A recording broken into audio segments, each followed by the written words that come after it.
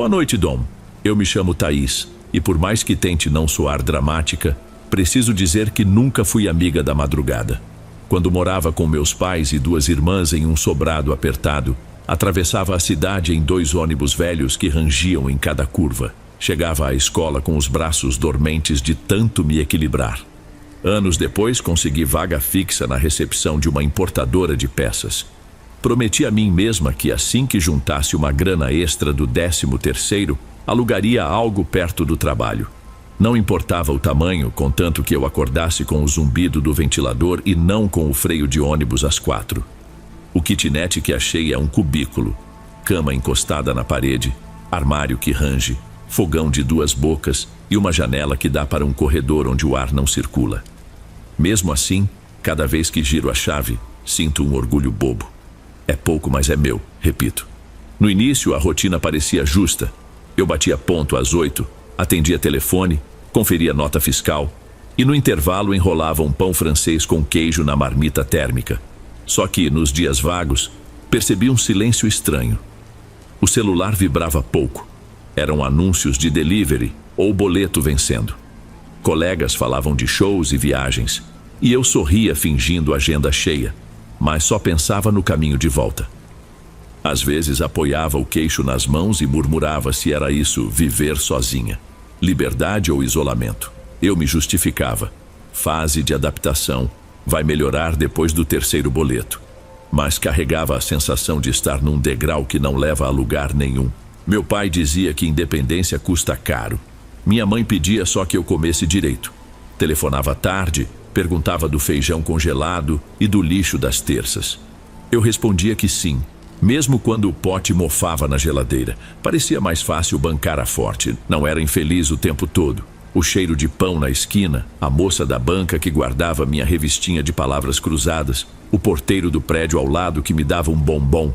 Pequenas coisas que me seguravam na semana. Ainda assim, em certas madrugadas eu despertava antes do despertador. Ficava olhando o teto, sentindo um peso que não era dor, só presença. Como se um travesseiro extra me comprimisse o peito. Sussurrava que era ansiedade que todo mundo sente.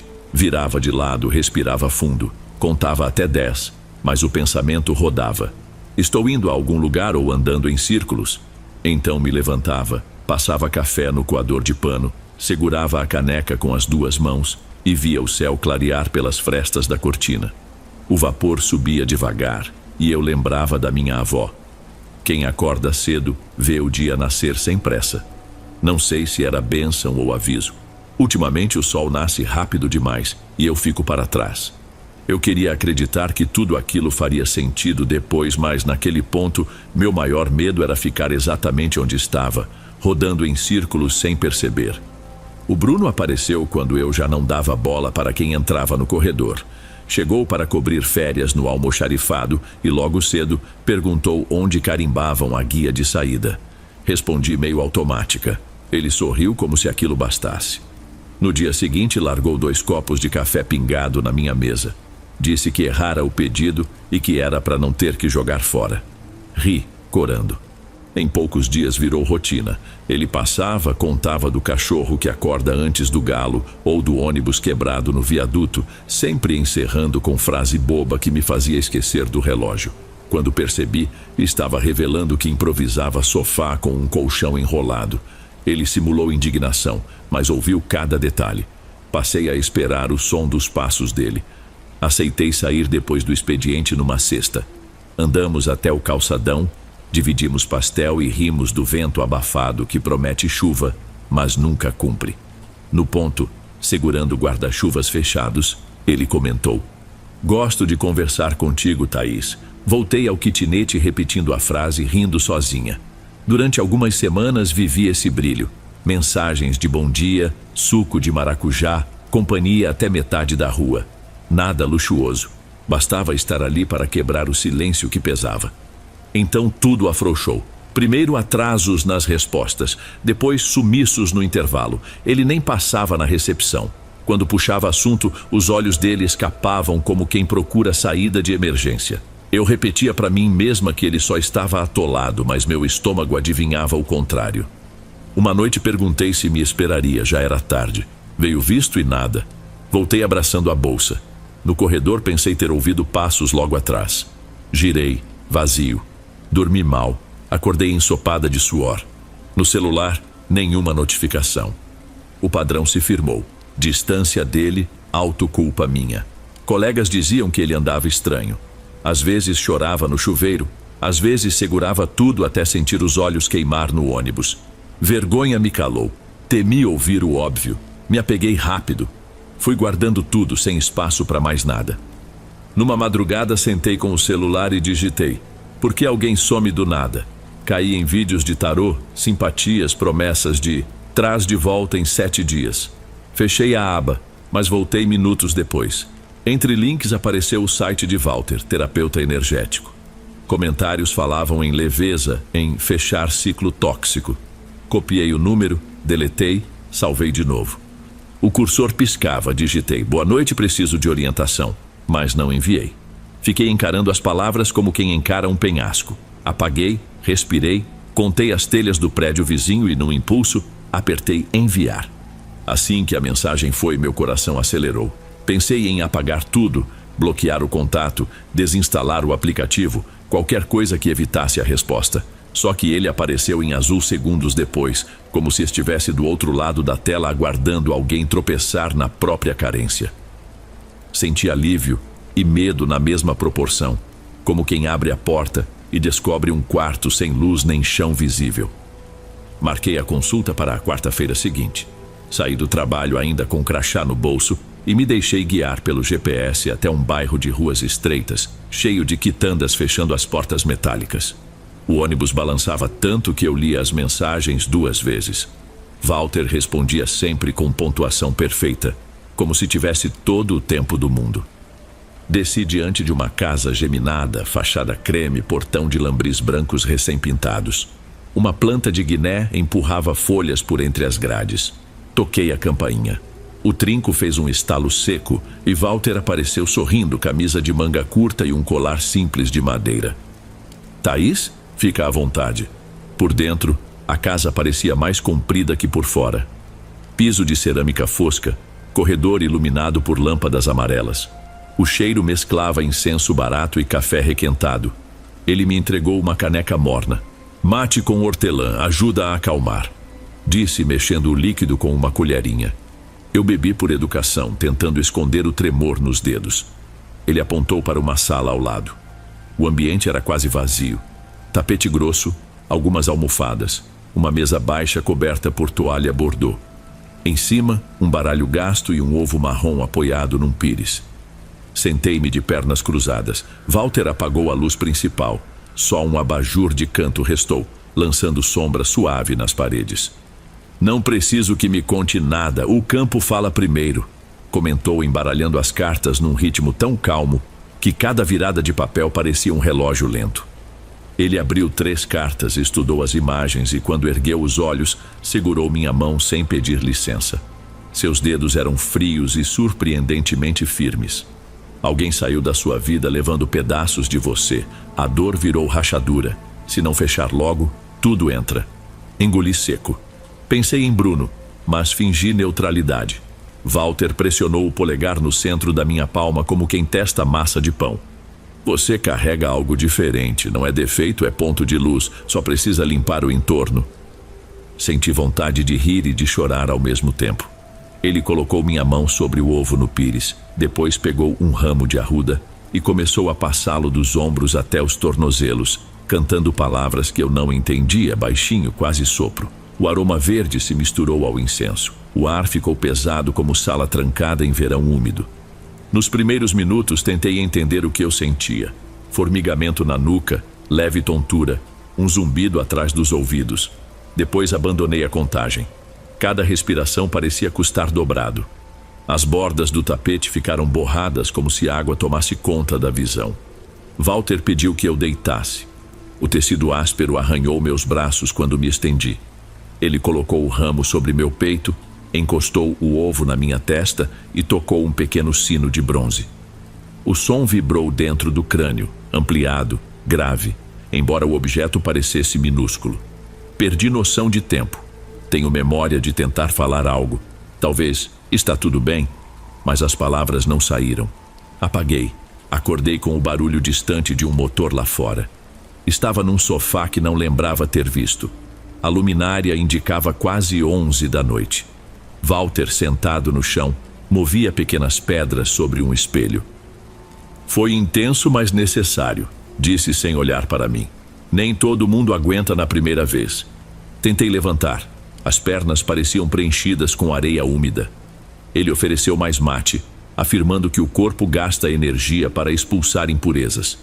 Perguntei as horas. Respondeu sem pressa, como se nada corresse. Ainda quarta-ne. Peguei a bolsa, agradeci e saí. O portão rangeu baixo e o ar frio da rua bateu nos meus braços suados. No ponto de ônibus, conferi o celular. 23 chamadas perdidas da minha mãe, nenhuma de Bruno. Respirei fundo, prometendo ligar quando a cabeça clareasse. No trajeto, encostei a testa no vidro. A vibração do veículo ecoava no mesmo tom do sino. Por um instante, achei que ele repicava outra vez, mas era o freio do ônibus. Mesmo assim, minhas mãos tremeram até chegar em casa. Cheguei em casa passada da meia-noite, mas a sensação era de meio-dia em dia abafado. O quarto parecia luminoso demais, embora a lâmpada estivesse apagada. Joguei a bolsa no chão e notei a quina do armário fora de lugar, como se alguém o tivesse empurrado poucos centímetros. Franzi a testa. Poderia ter esbarrado nele pela manhã, mas não lembrava. Liguei o ventilador, esfreguei os olhos e a cena voltou ao normal. Talvez eu mesma estivesse torta. Ao deitar, o travesseiro cheirava a arruda, mas eu não havia levado o ramo. Virei para o lado, tentando ignorar o cheiro verde úmido que grudava na narina. Contei os passos mentais do corredor do trabalho, técnica que usava para dormir, só que parei no 8º passo. Um estalo de madeira veio do guarda-roupa. Esperei outro som para confirmar se era imaginação. Nada. Revirei-me, rindo sem graça do susto bobo, até sentir o corpo pesar. A dormência começou nos pés, subiu pelos joelhos e atolou no peito. Abri os olhos, ou achei que abri, e o quarto estava igual, exceto pela porta do armário agora escancarada. Dentro, pendurados, meus casacos balançavam levemente. Tentei mexer um dedo, qualquer músculo, mas era como se eu fosse puro cimento fresco. A luz do corredor do prédio, filtrada pela persiana, desenhava uma silhueta escura atrás das roupas. Algo ereto, cabeça baixa, mãos compridas passando a mão nos cabides. Não via seu rosto, só o movimento lento dos dedos ossudos examinando peça por peça, como quem procura algo íntimo. Quis virar a cara, porém o pescoço recusou. Senti formigamento quente atrás dos olhos, a respiração curta, quase engolida. Num segundo a figura desapareceu. As portas bateram sozinhas e eu despertei arfando, totalmente molhada de suor. Levei alguns minutos para criar coragem de levantar e abrir o armário. Tudo em ordem, mas o casaco vinho estava no chão, botão arrancado. Guardei de volta, murmurei que talvez tivesse caído antes e voltei à cama com o coração latejando nos ouvidos. Na manhã seguinte me arrastei para o trabalho. O monitor emitia um reflexo azulado que me embrulhava o estômago. Separei protocolos, mas quando conferi carimbo percebi que faltava a folha principal. Vasculhei as gavetas, nada. Tive certeza de tê-la carimbado, porém havia um vazio de 3 minutos na memória, como se alguém roubasse pequenos trechos do meu dia. Inventei ao chefe que a impressora engolira o documento e reimprimi. Enquanto isso, um zunido fino se fixou no fundo da cabeça, lembrando a última nota do sino. À noite, sentada na beira da cama, passei a mão pelo azulejo descascado perto da tomada. Havia uma rachadura delicada que não existia antes. Parecia um fio de cabelo preso na parede. Tracei o desenho com a unha. A lasca soltou e caiu como casca de ovo. Engoli um palavrão e tirei foto para mandar ao síndico, mas a tela se apagou antes de eu clicar em enviar. O celular reiniciou mostrando data errada, 2 dias adiante. Ajustei, culpei bateria velha e engoli o incômodo. De madrugada, acordei com a boca seca e fui até a cozinha. Quando girei a torneira, senti algo roçar meu tornozelo. Recuei, nada além da barra do pijama. Ri baixinho, enchi o copo e no reflexo da janela vi a rachadura duplicada, agora descendo pela parede oposta. O barulho súbito de louça me fez pular.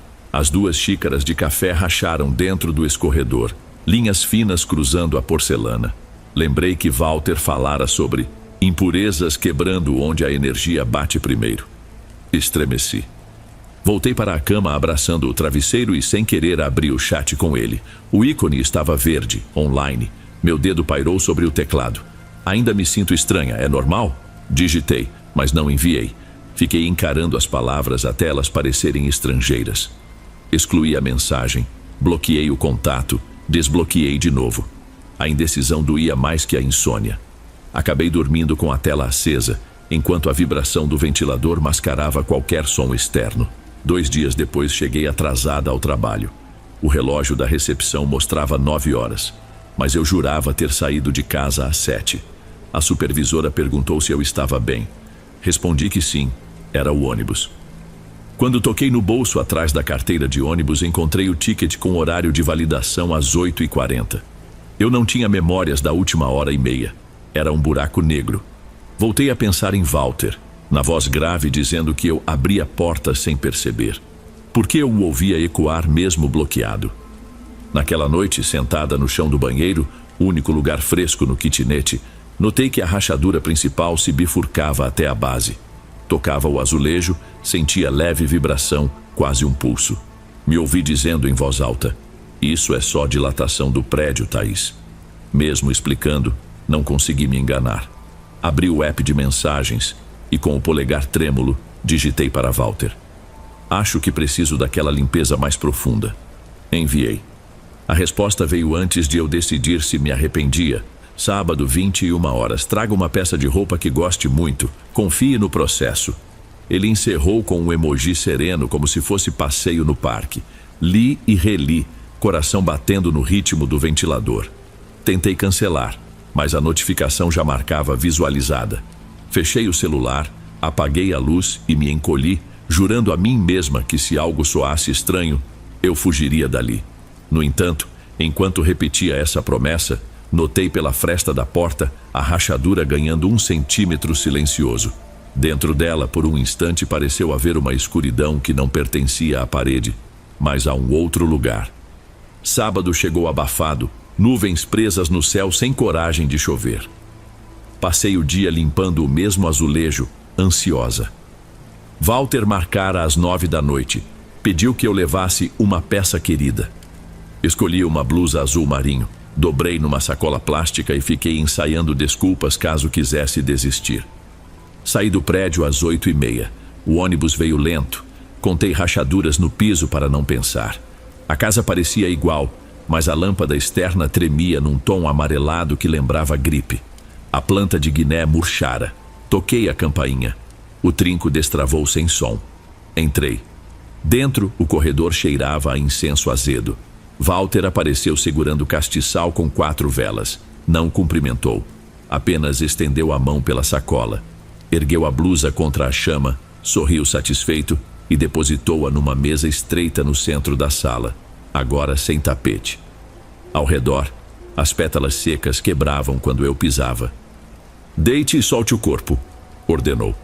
Subi na mesa coberta por lençol branco. O teto mostrava manchas de umidade que pareciam mapas. Ele pegou um sino maior que o anterior, bronze escurecido. Primeiro toque, som largo que parecia pressionar o ar.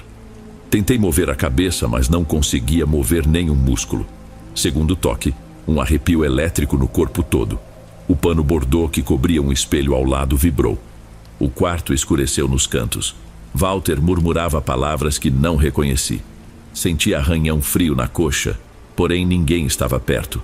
Poeira cinza girou acima do meu peito, acompanhada de cheiro de carne esquecida. Ele colocou a blusa sobre meu rosto. O tecido úmido do meu próprio suor grudou nos lábios. Ouvi meu nome dentro da garganta, voz grave dizendo: "Deixa." Agulha imaginária perfurou o osso do externo. Tentei gritar. Nada. Quando retirou a blusa, puxou também o pano do espelho. Minha imagem não acompanhava meus movimentos. Atrás de mim, colada como sombra, havia silhueta magra, braços longos envolvendo meus ombros. Sorriso seco se abriu, revelando dentes gastos. 2 gomos curtos despontavam na testa. Eu inalava ar curto, sentindo gosto de ferrugem. Walter aproximou o sino do espelho. A superfície ondulou. A sombra escorregou para fora da moldura, caindo no chão, enrolada em posição fetal. A pele era negra, esticada sobre ossos, cabelo ralo colado. Parecia morta, mas o peito afundava e erguia em respirações molhadas. Um calor grosso e úmido encheu o quarto. Nesse instante, a rigidez que me prendia quebrou. Rolei fora da mesa, batendo o ombro. Walter recuou um passo, olhos arregalados. Tropecei nas pétalas secas, forcei a porta da frente. O ferrolho cedeu depois da segunda tentativa. Corri descalça até o portão, sentindo o ar frio da rua cortar a pele. Só parei 3 quadras depois, ofegante, quando o sino ainda soava dentro da cabeça, sem existir no mundo. O ônibus parecia se arrastar. Cada farol parecia demorar uma eternidade. O motorista tamborilava no volante, suor escorrendo pelo braço. As janelas refletiam meu rosto pálido.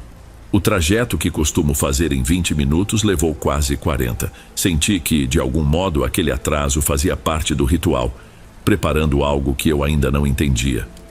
Quando Walter pedira que eu respirasse fundo, o ar queimou a garganta. Ele girava o pescoço como quem ouve instruções sussurradas. Dentro do meu peito, o coração alternava batidas rápidas com pausas longas, a ponto de eu temer que parasse. O instante em que a sombra saiu do espelho trouxe silêncio absoluto. Até o crepitar das velas cessou. O corpo sem vida inflou de dentro para fora. O cheiro virou sangue coagulado em cano velho. Tive a sensação de um buraco negro abrindo-se na criatura, pronto para me puxar. Fora da casa, notei pedras raspando a sola dos pés, mas não diminuí. O portão rangeu alto, porém Walter não apareceu. O ar úmido parecia alívio provisório. No carro de aplicativo, tremi tanto que o motorista perguntou se eu precisava de socorro. Murmurei hipoglicemia e aceitei água. Linhas vermelhas riscavam meus braços. Cortes feitos pelas pétalas secas, pontiagudas como lâminas minúsculas. No banho frio, a água escorria turva, levando pó escuro dos meus cabelos. Esfreguei unhas e nuca. O cheiro lembrava terra molhada. Ao fechar a torneira, o metal vibrou num timbre baixo que imitava o sino. Tapei os ouvidos e contei até 50, implorando que o som não virasse voz. Sentei no piso molhado, abraçando os joelhos. Repeti quase sem ar: nunca mais, nunca mais, nunca mais. Mãe, eu preciso voltar uns dias. Foi tudo que saiu da minha boca, rouca, num domingo cedo. Ela não pediu detalhes, reconheceu o medo no meu silêncio e disse que me esperava com o almoço quente. Enfiei roupas na mochila e fugi do kitnet como quem deixa fogão ligado. No portão do velho sobrado, o abraço dela foi tão forte que minhas costas estalaram. Ao notar os arranhões, franziu a testa, mas segurou a pergunta até servirmos o arroz. Contei tudo de uma vez: Bruno, Walter, o sino, o espelho, a sombra. Ela mexia o feijão devagar, como se cada volta da colher processasse um pedaço do horror, e concluiu: nada disso se resolve sozinha. Conheço Dona Zélia. Vai nos atender ainda hoje. Não tive força para argumentar. Dormi a tarde inteira no beliche antigo, ventilador rangendo, mas acordei 2 vezes sentindo peso sobre os pés, como se alguém se sentasse ali. Quando o relógio piscou 18 horas, minha mãe já me esperava na porta. Pegamos ônibus circular, o ar abafado grudava na pele. Descemos numa rua de paralelepípedos, crianças jogavam bola, cheiro de pão escapava de uma padaria quase fechando. A casa de Dona Zélia era recuada, muro baixo, varanda tomada por samambaias. Ela surgiu à porta, lenço colorido prendendo o cabelo grisalho. Entra, filha! A sala exalava chá de cidreira e cera de piso antigo. Sentei abraçando a mochila enquanto minha mãe se acomodou num canto, terço no bolso. Dona Zélia pediu que eu contasse só o que fosse impossível calar. Resumi. Ela ouviu até o fim e declarou: abriram teu peito como quem fura laranja para sugar. Esse homem não cria o mal, filha. Ele só encontra a fome e oferece o prato. É um pastor de coisa ruim. Primeiro estanco, depois tira o bicho. Escolhi a poltrona, queria olhos abertos. Ela acendeu vela curta, pingou óleo de alecrim nos meus pulsos e deixou que eu inspirasse. O frescor abriu o peito. Na mesinha, um sino prateado rachado na borda. Antes de tocar, alertou: 3 badaladas. Se vier voz depois, finge que não entende. Primeira badalada, som claro, fino, atravessando o couro cabeludo e descendo pelos braços. Segunda, o ar vibrou no estômago. Senti cada órgão deslocar milímetros. Terceira, peso morno nos ombros. E meus olhos fecharam sem ordem. Na escuridão surgiu a imagem da minha mãe, ajoelhada, chorando como na noite do abraço, mas o rosto derretia em placas acinzentadas. Ela enterrava unhas na minha mão. A dor era absoluta. Quis gritar, mas lembrei. Truque, repeti mentalmente. Não é real. A figura tremeu como TV fora de canal e virou fumaça grossa. Senti um gosto de metal na boca. Atrás de mim, algo arranhou o piso. Risada falhada sussurrou meu nome. Enchi a cabeça com contas de água, lista de compras, horários de ônibus, banalidades. O som sumiu. Abri os olhos. Dona Zélia encostava o sino na vela apagada. Suor brilhava na testa, mas ela sorriu. Ele testou, mas você não cedeu. Primeira batalha vencida. Minhas pernas desabaram. Ela me serviu água com limão e passou o pano úmido no pescoço. Quando relatei a visão, anotou num caderno antigo e avisou. A coisa vai usar sonho e lembrança querida. Se ouvir sino fora de hora, fique imóvel. E segure a raiva. Raiva forte é comida para ele.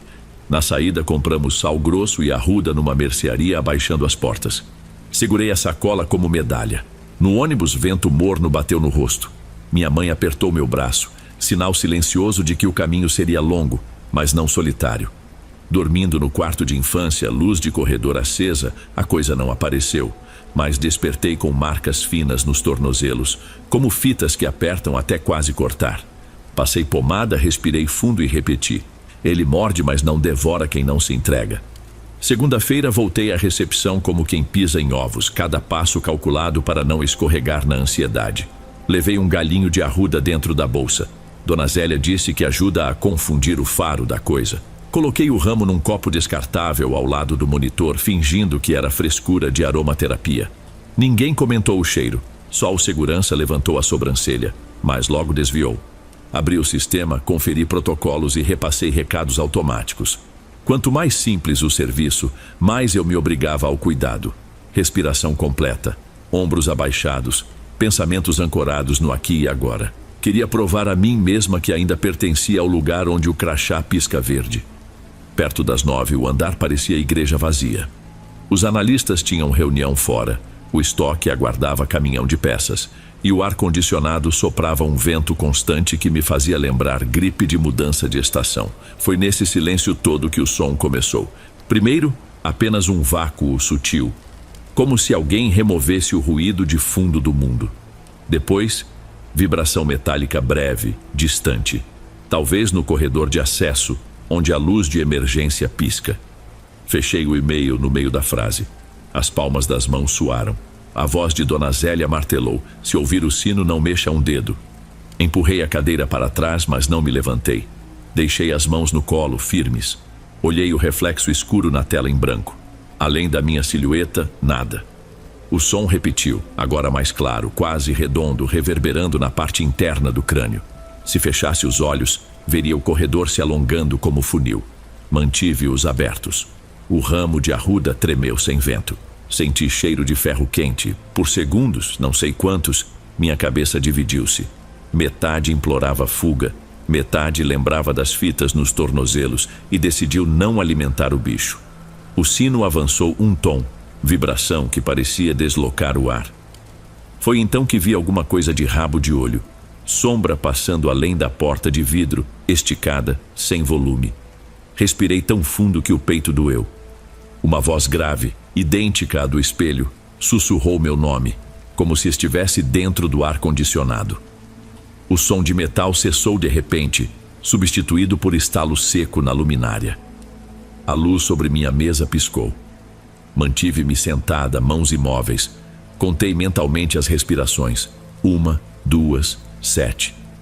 Quando a lâmpada estabilizou, o telefone tocou. O pulo que dei foi interno. Externamente, só estendi o braço e atendi. Voz quase normal.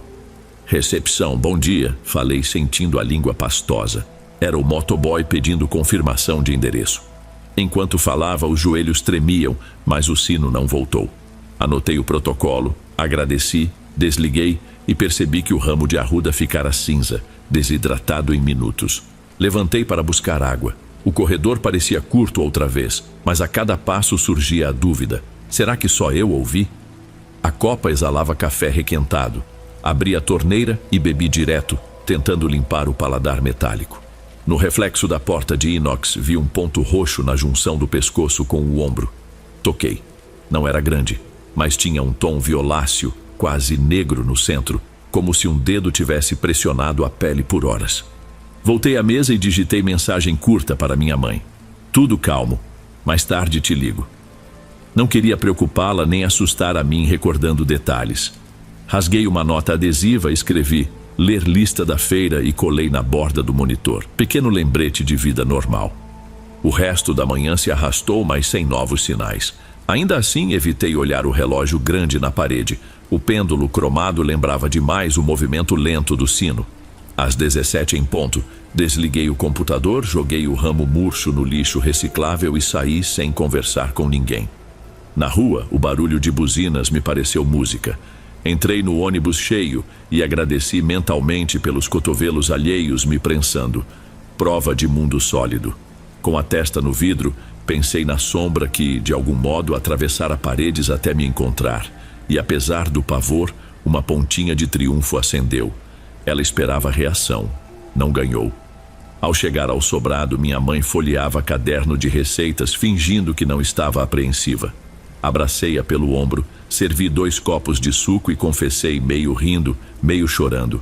Hoje o sino tocou, mas eu fiquei imóvel. Acho que funcionou. Ela fechou o caderno e apertou minha mão, olhos marejados. Você está voltando para você, menina. Não respondi. Senti, pela primeira vez em semanas, que talvez fosse verdade. Os dias seguintes viraram um ritmo de goteira lenta. Trabalho-casa, casa-trabalho, sessões semanais com Dona Zélia, cansaço que doía nas articulações. Cada encontro começava igual. Ela tocava o sino rachado. Eu revivia uma memória borrada, a coisa tentava infiltrar culpa ou vergonha, e nós a empurrávamos para fora. Às vezes era sutil, o cheiro de café estragado no lugar do incenso, uma sombra atravessando a parede como fumaça, noutras vinha pesado com falhas de luz e dor aguda nas têmporas. Mesmo assim, algo mudava. Dormi 2 noites seguidas sem paralisia. O azulejo rachado no kitnet parou de crescer. O reflexo do espelho já não trazia companhia extra. Ainda havia silêncio incômodo depois das sessões, como se o ar aguardasse minha primeira dúvida para voltar a me cercar. Mas comecei a preencher esse vácuo com tarefas triviais. Lavar louça, reorganizar gavetas, ler rótulos de tempero no mercado. Cada gesto concreto parecia cimentar meu lugar no mundo real. 15 dias depois, resolvi encarar a tela do computador como arma. Procurei o nome de Walter em fóruns, redes, sites de avaliação. Descobri elogios entusiasmados misturados a queixas vagas. Numa dessas queixas, uma mulher mencionava um terapeuta com métodos idênticos em outra cidade, mas com outro nome. Criei perfil anônimo e escrevi tudo. A promessa de cura, o sono forçado, a figura saindo do espelho. Nada de entidade ou maldição. Usei palavras que qualquer pessoa entenderia. Manipulação, abuso de confiança, danos psicológicos. Hesitei antes de publicar. Parte de mim temia que ele sentisse à distância o barulho de teclas e viesse cobrar. Postei mesmo assim. Fechei o navegador com mãos trêmulas, não pela culpa, mas pela sensação de libertar um pássaro raivoso. Na semana seguinte, recebi e-mail de um desconhecido. Também passei por isso. Não respondi. Era cedo para ser confidente de alguém cujo tamanho do estrago eu ainda tentava entender. Mas a mensagem confirmou que Walter colecionava portas abertas, corações moles, rachaduras disfarçadas para alojar seu bicho faminto. Entendi que expor era parte do exorcismo coletivo. Quando voltei ao kitnet para buscar contas e roupas de inverno, estranhei o cheiro de poeira comum. Nem sinal de incenso lambuzado ou arruda murcha. Encaixotei lembranças rápidas. A primeira xícara de café que Bruno trouxe. O travesseiro que cheirava a arruda sem explicação. O azulejo que rachou como couro seco. Antes de sair, deixei janela entreaberta. O vento morno balançou cortina leve, banal, sem fantasmas escondidos. Na última sessão, Dona Zélia não tocou o sino. Colocou travessa de barro sobre a mesa, encheu com água e pediu que eu encarasse a superfície. Vi meu reflexo cansado, mas inteiro. Disse que se a coisa voltasse, a primeira rachadura seria psicológica, não sobrenatural. A dúvida que permitiria nova invasão. Anotei mentalmente. Vigiar as pequenas tristezas. Regar apenas aquilo que quero que cresça. Hoje escrevo no silêncio do quarto da infância. O ventilador ainda range, mas de modo quase carinhoso. Pintei as marcas nos tornozelos com pomada cicatrizante. Linhas já claras. Lembranças de quem um dia serviu de casa para o que não era meu. Às vezes acordo achando ouvir metal vibrando longe. Talvez seja a memória do som. Outras vezes, o espelho do banheiro embaça com meu reflexo, mesmo sem vapor. É a minha cicatriz. Quando isso acontece, fico imóvel. Respiro. 4 tempos para dentro, 4 para fora. E o mundo continua no lugar. Sinto raiva quando lembro de Walter, mas não deixo fermentar. Transformo em cuidado. Braço estendido a gente que insiste em achar que dor de amor exige magia. Quero gritar para quem passa. Não aceite explicação fácil. Solidão não se cura com promessas de espelho. O que me aconteceu começa com carência e termina em feridos invisíveis. Se eu tiver aprendido algo, é isto. Nem toda porta precisa ser aberta. Não sei se um dia voltarei ao kitnet. Talvez. Mas hoje, quando penso na rachadura, não sinto mais medo. Sinto o calo que se formou onde a ferida fechou. Fico por aqui, onde minha mãe bate o feijão com colher de pau e a vida tem cheiro de alho refogado. Ainda não decidi o amanhã, mas enquanto escrevo percebo que o bicho perdeu o endereço. E isso basta para hoje.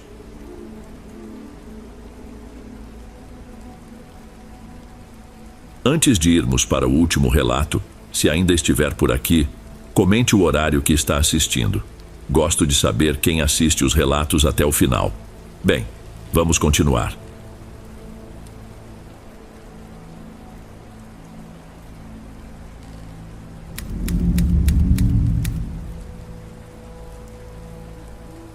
A gente nunca foi de ter muito, mas a vida era tranquila. Meu pai, Arthur, sempre foi um sujeito pé no chão. Tinha uma pequena oficina de funilaria no fundo do nosso terreno, um galpão simples onde ele passava o dia todo, do sol a sol, no meio de cheiro de tinta e de solda. Minha mãe, Helena, cuidava da casa e da gente. Eu sou o Vicente. Na época tinha 17 anos. Minha irmã, Sofia, tinha 10. Morávamos numa casa de bairro, daquelas com um quintal na frente e outro maior atrás, onde minha mãe cultivava uma horta e um pé de jabuticaba que mal dava frutos. O problema começou de um jeito besta. Minha mãe tinha pavor de dirigir. Meu pai vivia insistindo, chegou a comprar um carrinho antigo para ela, um modelo popular bem surrado. Não adiantou. Ela sentava no banco do motorista e as mãos suavam, o peito apertava. Era uma agonia só de ver. Como a cidade estava crescendo e as coisas ficando mais longe, meu pai decidiu que era hora de contratar alguém. Um motorista, um faz-tudo, alguém que pudesse levar minha mãe ao mercado, buscar a Sofia na escola, essas coisas. Foi um conhecido da oficina que indicou o Sérgio. Ele disse que o cara era de confiança, já tinha trabalhado em chácaras por aí, gente direita. Lembro bem do dia que ele apareceu lá em casa. Usava uma calça jeans gasta e uma camisa de botão bem passada. Tinha um rosto sério, mas que se abria num sorriso fácil. Parecia honesto. Meu pai conversou com ele por uns 20 minutos ali no portão mesmo, e o contratou. Sérgio começou no dia seguinte e, preciso admitir, era ótimo. Pontual, prestativo, silencioso. Ele não só dirigia, mas fazia de tudo um pouco. Podava a grama, consertava uma torneira que pingava, trocava uma lâmpada queimada. Minha mãe passou a confiar nele de olhos fechados. Meu pai o respeitava porque o serviço era bem feito, sem enrolação. Pouco a pouco ele foi ganhando espaço, já não pedia licença para entrar na cozinha e pegar um copo d'água. Guardava as chaves do carro no chaveiro da família, junto das nossas. Era como se ele já fosse da casa. E foi aí, nessa normalidade toda, que comecei a sentir uma coisa esquisita. Às vezes, eu o pegava parado no corredor, olhando para o nada, como se estivesse escutando alguma coisa que só ele ouvia. Quando ele notava minha presença, abria aquele sorriso de sempre e ia cuidar de alguma tarefa. Não era nada demais, eu sei. Mas era estranho. Um detalhe fora do lugar. A imagem dele como o salvador da pátria ficou mais forte de verdade umas semanas depois. Meu pai chegou em casa para almoçar com o rosto fechado. uma cara de preocupação que eu conhecia bem. O compressor de ar da oficina, a máquina mais importante dele, tinha parado de funcionar do nada. Era uma máquina antiga, mas nunca tinha dado problema assim. Ele já tinha ligado para um técnico, mas o cara só podia ir no dia seguinte. E um dia parado para o meu pai era um prejuízo enorme. Sérgio, que estava na cozinha tomando um café, ouviu a conversa. Ele esperou meu pai terminar de reclamar, pigarreou e falou baixo, como se não quisesse se intrometer. Seu Arthur, desculpa me meter, mas lá na chácara onde eu trabalhava, o compressor era igual a esse. Uma vez ele deu o mesmo problema. Era só uma pecinha do pressostato, uma coisinha de nada que trava. Meu pai olhou para ele meio cético, mas o desespero era maior. E você sabe arrumar isso? Meu pai perguntou, já se levantando. Acho que sei, sim, senhor, se o senhor me deixar dar uma olhada. Os dois foram para a oficina. Eu fui atrás, curioso. Em menos de meia hora, com uma chave de fenda e um pedaço de arame, Sérgio tinha resolvido. A máquina voltou a funcionar com aquele barulho familiar. Dava para ver o alívio na cara do meu pai. Ele deu um tapinha nas costas de Sérgio e disse que ele tinha salvado o dia. O segundo milagre veio um mês depois e foi com a minha mãe. Ela começou a sentir uma tontura estranha, uma fraqueza que vinha e ia sem aviso. Passava o dia com dor de cabeça, um mal-estar que nenhum remédio da farmácia resolvia. Chegou a ir no postinho, fez exame de sangue e nada. Tudo normal. Mas ela continuava com uma cara péssima, sem cor. Numa tarde, Sérgio a viu sentada na varanda com a mão na testa. Ele se aproximou com cuidado. Dona Helena não parece bem. É aquela tontura de novo? Minha mãe balançou a cabeça, confirmando. Ele estalou a língua pensativo. Sabe, minha avó lá da roça costumava fazer um chá para isso. Uma mistura de ervas, boldo, folha de pitanga e mais umas coisinhas. Tira o mal-estar com a mão. Se a senhora quiser, eu sei onde encontrar as folhas frescas, posso buscar amanhã cedo. Minha mãe, já sem saber o que fazer, aceitou na hora. No dia seguinte, ele apareceu com um maço de folhas amarradas num barbante. O cheiro era forte, meio amargo. Minha mãe ferveu a água, preparou o chá e tomou. Não sei se foi sugestão ou se o chá era bom mesmo, mas no fim da tarde ela estava outra. A cor tinha voltado ao seu rosto. Naquela noite, durante o jantar, meus pais não falavam de outra coisa. Que sorte eles tinham tido em encontrar alguém como o Sérgio. Um anjo que apareceu para ajudar. Eu só ouvia, quieto. Para mim, a sorte deles estava parecendo muito bem calculada. Coincidências demais, soluções fáceis demais. Mas eu não tinha como provar nada, então guardei minha desconfiança para mim. Mas aquilo era só o começo. Não adiantava falar com meus pais sobre isso. Qualquer coisa que eu tentasse dizer soava como implicância, como coisa de adolescente rebelde. Então eu me calei, mas meus olhos ficaram abertos. Passei a observar o Sérgio. Não de um jeito óbvio, claro. Eu só prestava mais atenção. Nos gestos, nas palavras que ele escolhia, no jeito como ele olhava para as coisas dentro da nossa casa. E as coisas começaram a sumir. Coisas pequenas, sem valor em dinheiro, mas com valor pra gente. Um dia, minha irmã Sofia chegou da escola chorando, porque tinha perdido a presilha de cabelo que a avó tinha dado para ela. Uma borboleta azul com pedrinhas brilhantes. Ela jurava que tinha guardado na mochila. Minha mãe disse que criança era assim mesmo, que perdia tudo. Mas eu sabia que a Sofia era um grude com aquela presilha. 2 semanas depois, foi uma blusa da minha mãe, uma blusa de malha simples que ela usava para dormir. Ela procurou pela casa toda, revirou o guarda-roupa, o cesto de roupa suja. Nada. Deu de ombros e disse que devia ter se perdido na lavagem. Mas eu tinha visto aquela blusa secando no varal do quintal um dia antes. O que me fez ter certeza foi numa madrugada de terça-feira. Acordei com sede, a garganta seca. A casa estava num silêncio completo. Fui até a cozinha no escuro, sem acender a luz para não acordar ninguém. Quando estava voltando para o quarto, olhei pela janela da sala que dava para o quintal. E eu o vi. Sérgio estava lá, parado perto do varal. Eram quase 3 horas da manhã. Ele não estava recolhendo roupa. Não estava fazendo nada que fizesse sentido. Ele estava simplesmente parado, segurando a camisa do meu pijama, uma que eu tinha usado no dia anterior e que minha mãe tinha lavado. Ele a segurava perto do rosto, como se estivesse sentindo o cheiro do tecido. Depois de um longo minuto, ele a pendurou de volta no varal com um cuidado estranho e se virou, caminhando devagar para a edícula nos fundos, onde meu pai tinha arrumado um quartinho para ele ficar quando precisasse. Senti uma coisa estranha. Não era bem medo, era a certeza de que algo estava muito errado. Aquilo não era normal. No café da manhã, eu não aguentei. Esperei Sérgio sair com o carro para levar a Sofia e despejei tudo. Mãe, pai, eu vi o Sérgio no quintal ontem de madrugada. Ele estava mexendo na minha roupa no varal. Minha mãe largou a xícara na mesa com um barulho seco. Vicente, pelo amor de Deus, de novo essa história. O rapaz deve ter visto que o tempo estava virando e foi prender melhor a roupa. Você sabe como ele é cuidadoso. Às 3 da manhã, eu insisti, a voz já subindo de tom. Ele estava cheirando minha camisa. Meu pai me cortou, o olhar duro, sem paciência. Chega, Vicente, já estamos cansados dessa sua implicância. O homem só nos ajuda, nunca nos pediu um centavo a mais e você fica aí criando fantasmas. Tenha um pingo de gratidão. Eu me levantei da mesa, uma raiva que me subiu pela garganta. Eles simplesmente não enxergavam. Estavam completamente cegos. Naquele momento, eu entendi que estava sozinho nessa.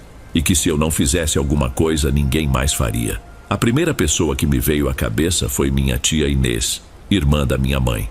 Ela sempre foi diferente. A única da família que acreditava que existiam coisas que a gente não podia explicar. No dia seguinte, falei para os meus pais que ia fazer um trabalho de escola na casa de um colega. Peguei minha bicicleta e pedalei na direção oposta, até a casa da minha tia Inês. Ela morava num bairro mais antigo, numa casinha com um portão baixo e samambaias penduradas na varanda. Ela me recebeu com um copo de suco, percebeu que eu estava nervoso. Não precisei de muito para desabar. Contei tudo, desde as soluções fáceis do Sérgio até a cena da madrugada no varal. Falei da presilha da Sofia, da blusa da minha mãe, da cegueira dos meus pais. Eu esperava que ela me achasse louco, mas ela me ouviu sem dizer nada, só com a cara séria, balançando a cabeça devagar. Quando terminei, ela ficou um tempo me olhando. Eu nunca gostei da energia desse homem, Vicente, ela disse por fim. Tem alguma coisa no olhar dele que não me passa confiança. Seus pais estão encantados, é isso. E quando a gente está encantado, não enxerga um palmo na frente do nariz. Senti um alívio tão grande que meus ombros até relaxaram. Pela primeira vez, alguém acreditava em mim. E o que a gente faz, tia? Perguntei. Ela pensou um pouco, mordendo o canto do lábio. Tem uma senhora, o nome dela é Elvira. Ela não faz milagre, não é dessas que prometem o mundo. Ela enxerga, entende dessas coisas, de energia ruim, de olho gordo, de trabalho feito. A gente podia ir lá só para conversar. O que você acha? Eu toparia qualquer coisa. Na mesma tarde, minha tia fechou a casa e fomos. A casa de Dona Elvira ficava num lugar mais afastado, no fim de uma rua de terra. Era uma casa pequena, pintada de um azul desbotado com um cheiro de ervas queimando que vinha de dentro. Dona Elvira era uma senhora negra, de cabelos grisalhos presos num coque e um olhar que parecia atravessar a gente. Ela nos mandou entrar e sentar em 2 cadeiras simples numa sala pequena, onde a única decoração era uma imagem de São Jorge e um copo com água e uma planta dentro. Ela não perguntou nada. Sentou-se na nossa frente e ficou me encarando por um tempo que pareceu um tempão. O menino veio porque o ninho está infestado, ela disse, a voz rouca e calma. Entrou uma cobra mansa que se alimenta da confiança. Ela está turvando a vista do seu pai e da sua mãe. Eu e minha tia nos olhamos, assustados com a precisão. Foi coisa feita, plantada com intenção, continuou Dona Elvira sem piscar. Usaram peças de roupa, coisas de cabelo, coisas com o cheiro e a energia de vocês para amarrar o juízo deles. Esse homem que está na sua casa, ele é a mão que executa. Mas a cabeça que pensa, a raiz que alimenta esse mal, é outra. É uma mulher. Uma que alguns conhecem pelo nome de donzela. Senti um frio na barriga. Uma mulher? Ele se encontra com ela fora da sua casa. É lá que ele leva o que tira de vocês e recebe as ordens, disse a velha senhora. Se quer ter uma prova para abrir os olhos dos seus pais, você precisa descobrir onde essa troca acontece. Fique atento aos passos dele fora do seu portão. É lá que a verdade se mostra. A partir daquele dia, minha vida virou uma perseguição silenciosa. Toda vez que o Sérgio pegava o carro para sair sozinho, eu inventava uma desculpa e ia atrás, de bicicleta. Nas primeiras vezes, foi frustrante. Ele ia ao açougue, à farmácia, ao depósito de material de construção. Voltava com as notas fiscais, tudo certinho. Cheguei a pensar que a dona Elvira tinha se enganado, que eu estava ficando maluco. Contei isso para a minha tia pelo telefone e ela foi firme. Calma, Vicente, gente assim é esperta, não dá passo em falso à toa. Uma hora ele vacila. E ele vacilou. Foi numa quinta-feira. Ele disse que ia levar o carro para alinhar o balanceamento numa oficina do outro lado da cidade. Meu pai achou ótimo, disse que precisava mesmo. Eu senti na hora. Liguei para a tia Inês. É hoje, tia, eu sinto. Estou indo para aí. Me espera na esquina da sua rua. Ela respondeu sem hesitar. Ela chegou no seu carro, um modelo antigo, mas bem conservado. Entrei rápido. A instrução era clara: manter sempre uns 2 carros de distância. Seguimos o carro do meu pai, dirigido por Sérgio, pelas ruas do centro. Ele realmente foi em direção à oficina que tinha mencionado, mas a uns 200 metros do lugar, ele virou numa rua estreita, uma que ninguém usa e que ia dar nos fundos de um antigo armazém de café desativado. Meu coração disparou. Ele não vai para oficina nenhuma, minha tia sussurrou, manobrando o carro para uma vaga mais distante, de onde a gente podia ver a saída da ruela. Sérgio parou o carro perto de um muro pichado.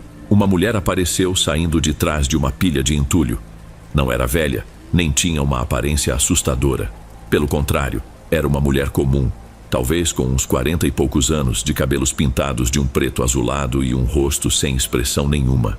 Ela usava um vestido florido, meio desbotado.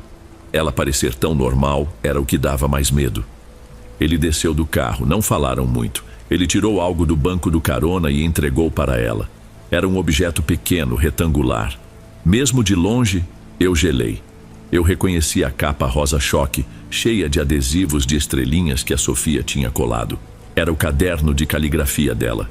O caderno que ela tinha perdido na semana anterior. Tira foto, Vicente, agora! Minha tia ordenou a voz tensa. Minhas mãos tremiam tanto que eu mal conseguia segurar o celular direito. Abri a câmera, dei o zoom máximo que pude. A imagem ficou granulada, horrível, mas era nítida o suficiente. Consegui tirar 3 fotos. O momento da entrega. A mulher guardando o caderno numa sacola de plástico. Os dois conversando, com Sérgio apontando na direção da nossa casa. O barulho do celular no silêncio parecia alto demais. Eles se separaram. A mulher sumiu por uma viela e Sérgio voltou para o carro, saindo da rua e pegando o caminho de volta para casa. Esperamos uns 5 minutos, em silêncio absoluto, só ouvindo nossa própria respiração. Eu olhava para a tela do celular, para aquelas fotos borradas. Não era mais uma suspeita, era uma prova. Uma prova nojenta e aterrorizante do que estava acontecendo bem debaixo do teto da minha casa. Dona Elvira tinha nos dito que, se tivéssemos a prova, ela saberia onde encontrar o ninho da cobra, e agora nós tínhamos. Não pensamos 2 vezes. Daquele beco imundo, minha tia dirigiu direto para a casa de Dona Elvira. O sol da tarde já estava baixo, deixando tudo com uma cor laranja estranha. Mostrei o celular para a senhora, com o dedo trêmulo sobre as fotos. Ela olhou para a tela por um longo tempo, o rosto sem expressão. Não havia surpresa ali, só uma confirmação sombria. Eu sei onde é, ela disse por fim. Não fica longe daqui. Vocês vão pegar a estrada de terra que sai atrás do cemitério velho. Sigam por uns 2 quilômetros.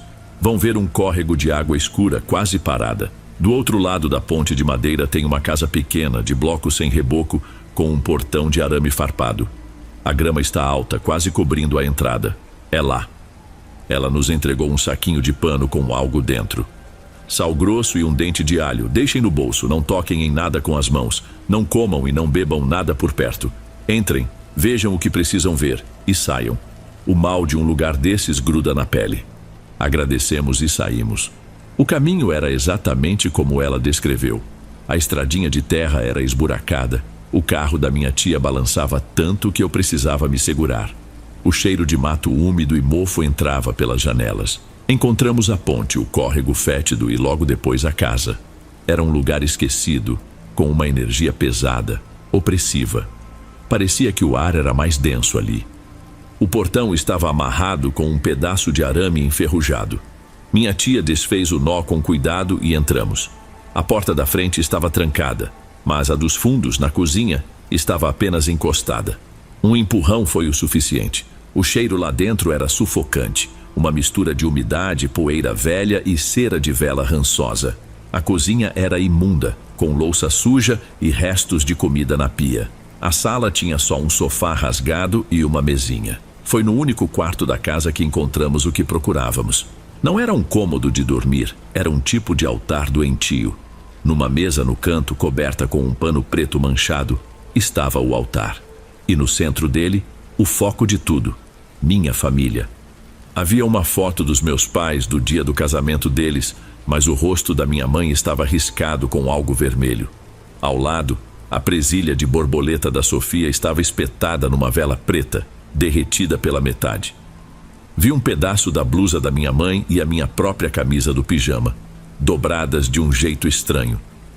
Mas o pior era o que estava no meio. Uma foto 3x4 da Sofia, daquelas de escola, estava colada na cabeça de uma boneca de pano, sem rosto.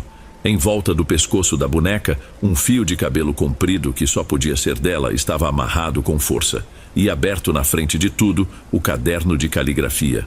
Numa página onde se tinha escrito o nome dela várias vezes, alguém tinha desenhado por cima um símbolo estranho. Um tipo de espiral com um olho no meio. Senti uma ânsia de vômito. Uma vontade de quebrar tudo, de botar fogo naquela casa imunda subiu pela minha garganta. Eu dei um passo à frente, mas minha tia segurou meu braço com força. Não, ela disse a voz um fio. Não toca. Tira as fotos, Vicente. Tira foto de tudo. Com as mãos suando, tirei o celular do bolso.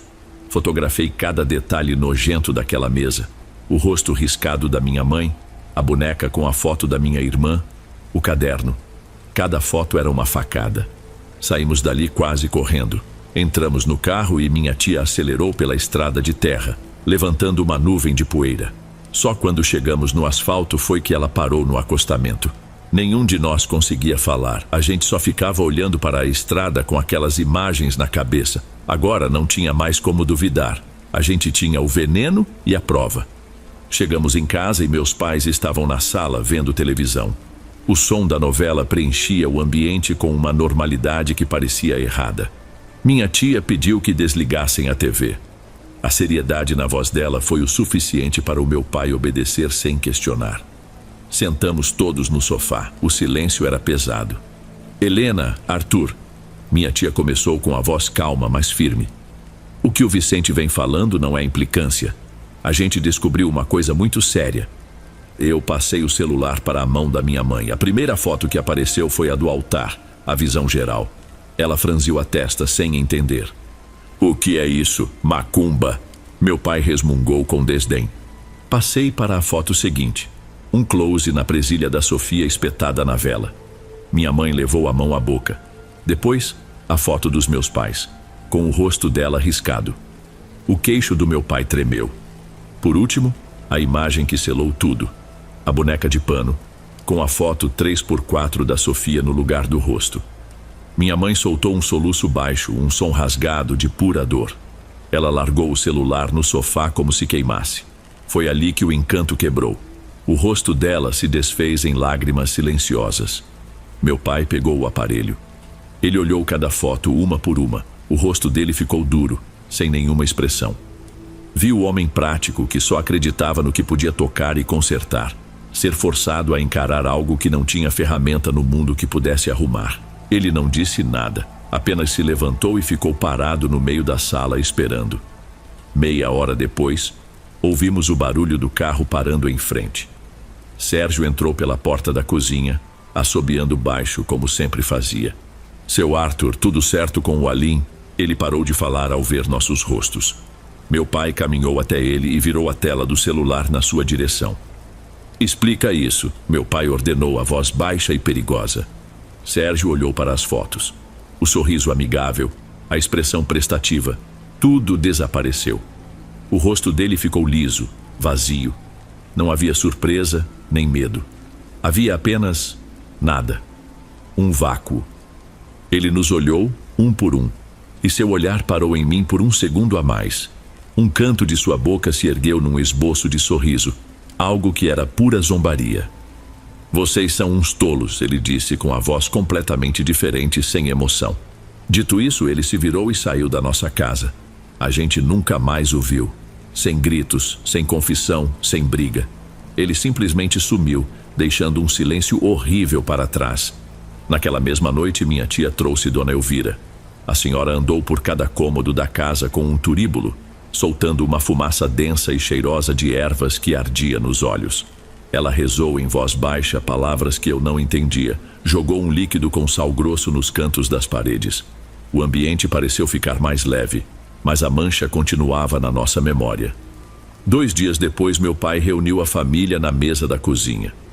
Não dá mais, ele disse, o olhar cansado. Eu não consigo mais dormir debaixo desse teto. A gente vai embora. Vende tudo. O que não der para vender, a gente deixa para trás. Vamos recomeçar em outro lugar, longe daqui, onde ninguém nos conheça. A decisão trouxe um alívio estranho, uma falsa sensação de liberdade. Começamos a encaixotar nossa vida, a nos desfazer das coisas. Em cada caixa fechada, parecia que estávamos selando um pedaço daquele pesadelo, na esperança ingênua de que o mal pertencesse às paredes daquela casa e que poderíamos simplesmente deixá-lo para trás. Nós nos mudamos para uma cidade a umas 4 horas de distância, um lugar onde o nosso sobrenome não significava nada. A casa era menor, alugada, mas parecia um palácio. Meu pai montou uma oficina improvisada na garagem, fazendo pequenos concertos. Minha mãe começou a fazer crochê para vender numa feirinha de artesanato. Pela primeira vez em muito tempo, eu a vi sorrir de verdade. Sofia se adaptou rápido à nova escola. Por uns 3 meses vivemos uma paz que a gente sabia que podia acabar a qualquer momento. A gente não falava sobre o que tinha acontecido. Era um acordo silencioso. O nome Sérgio nunca era mencionado. As noites voltaram a ser silenciosas e o sono mais tranquilo. Começamos a acreditar de verdade que tínhamos conseguido, que tínhamos deixado o pesadelo para trás, trancado naquela casa que foi vendida por uma mixaria. Fomos ingênuos. A gente achava que o mal tinha um endereço. A paz acabou numa manhã de sábado. Minha mãe estava trocando a roupa de cama do quarto da Sofia. Eu estava na sala, tentando consertar um fone de ouvido, e ouvi um som estranho. Não foi um grito. Foi um baque surdo, seguido de um choro baixo, abafado. Corri para o quarto. Minha mãe estava no chão, sentada ao lado da cama da minha irmã. Ela tremia dos pés à cabeça, o rosto branco, sem cor nenhuma. Na sua mão aberta, havia um objeto minúsculo, enrolado numa linha de costura vermelha. Meu pai chegou logo atrás de mim. Ele se ajoelhou ao lado dela. Helena, o que foi? O que é isso? Com o dedo trêmulo, ela abriu a mão. Era um dente de leite. Pequeno, amarelado na raiz. Eu reconheci na hora.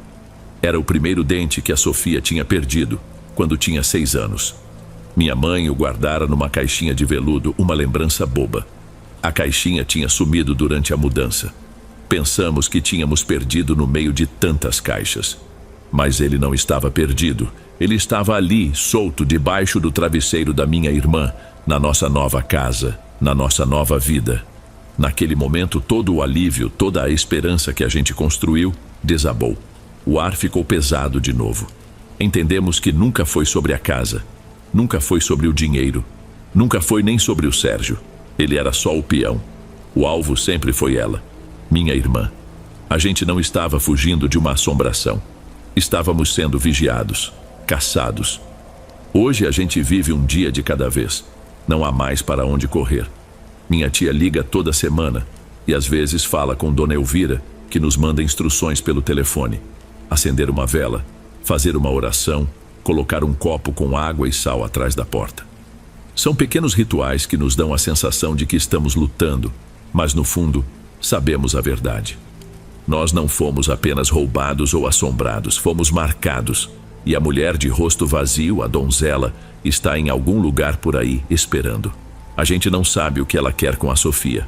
E o que dá mais medo é isso, viver cada dia sabendo que a história não acabou.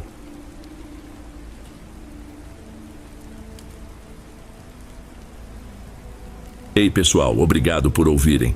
Clique no sininho de notificações para ser alertado de todas as futuras narrações. Lanço vídeos novos todos os dias por aqui. Espero te ver nos próximos. Agora na tela vou deixar outros 2 bons vídeos que sei que irão gostar. Te vejo por lá.